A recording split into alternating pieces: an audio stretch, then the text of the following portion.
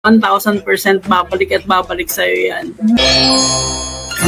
Founder and CEO of Ate Rica's Baxilog, Miss Rica Peñalosa.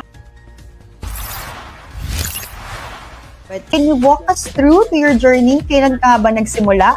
Nag-start ako ng May 2006.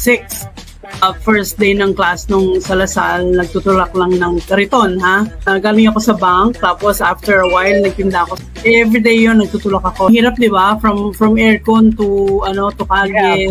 Kasi wala naman akong pakialam sa tao kung ano sasabihin nila eh. Basta gusto ko yung ginagawa ko, basta nagtitinda ako. Ang goal ko kasi nung una, bakit ako nagtinda is magkaroon ako ng sariling pera.